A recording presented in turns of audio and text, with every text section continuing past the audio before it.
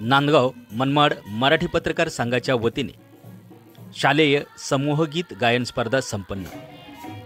प्रथम क्रमांक good shepherd school, द्वितीय क्रमांक सेंट झेवियर्स तर तिसरा क्रमांक छत्रे न्यू इंग्लिश स्कूल यांनी पटकाविला। नाशिकच्या मनमाड येथील इंडियन हायस्कूलमध्ये भारतीय स्वातंत्र्य दिनानिमित्त 15 ऑगस्ट या दिनी देशभक्तीपर शालेय समूहगीत गायन स्पर्धेचे आयोजन नांदगाव मनमाड मराठी पत्रकार संघाच्या वतीने करण्यात आले होते।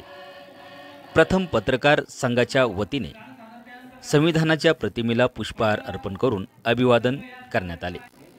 या कार्यक्रमाला प्रमुख पाहुणे म्हणून मालेगाव अप्पर पोलीस अधीक्षक अनिकेत भारती हे उपस्थित होते।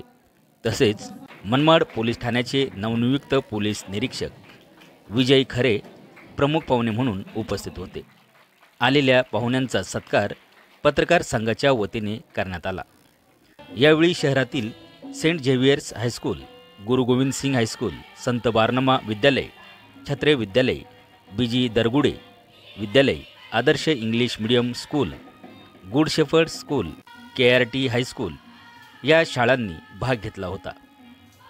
या गीत गायन स्पर्धेचे पर्यवेक्षक म्हणून सुनील खांगाळ, नंदिनी पाटील हे होते। यात प्रथम क्रमांक गुड शेफर्ड स्कूल तर द्वितीय क्रमांक सेंट झेवियर्स तर तिसरा क्रमांक छत्रे न्यू इंग्लिश स्कूल यांनी पटकविला असून मालेगाव अप्पर पोलीस अधीक्षक अनिकेत भारती यांच्या हस्ते पारितोषिक व रोख रक्कम देऊन गौरवण्यात आले। आवाज न्यूज मराठी मनमाड।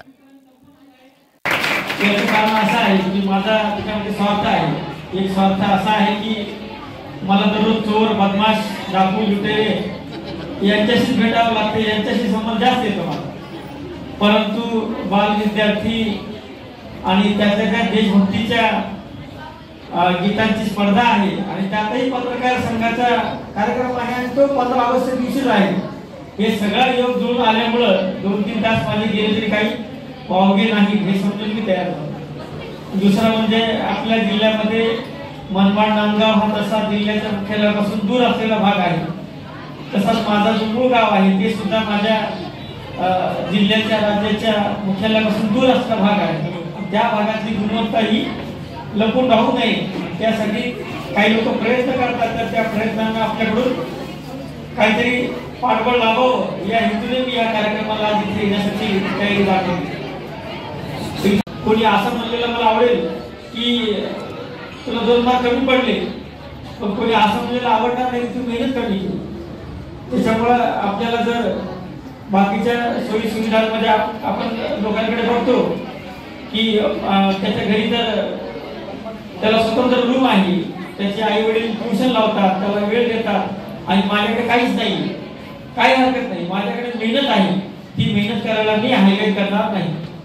त्याच्यामुळे तुम्ही तुमच्यातली जी काही एनर्जी आहे, तो उत्साह आहे, तो पॉझिटिव्ह मार्गाने पॉझिटिव्ह रीतीने वापर केला तर तुम्हाला नक्कीच चांगलं यश मिळवायला तुम्ही आणू शकणार नाही। मी काहीतरी फार मोठं काहीतरी भव्य दिव्य कुठलं तरी सुभाषित काहीतरी वाचून तुम्हाला सांगून काहीतरी सांगावं यापेक्षा तुम्ही आज जे काही परफॉर्मन्स दिलेला आहे हे तुम्ही सरावानं रिपीट करा, त्याच्यामध्ये अजून पुढचा टप्पा गाठा, एवढंच मला तुम्हाला सगळ्यांना शुभेच्छा आहे। ठेवायचा आणि आपलं ते गॅदरिंग ठेवायचं आणि विषय संपवायचा असं न करता बाल बच्चांकरिता, विद्यार्थ्यांकरिता एक व्यासपीठ उपलब्ध करून देऊन आम्ही सकारात्मक पत्रकारिता करायला लोकशाहीचा चौथा स्तंभ म्हणून जबाबदारीने वागायला इच्छुक आहोत, तयार आहोत याचा सुद्धा त्यांनी आपल्याला इथं नमुना दिलेला आहे।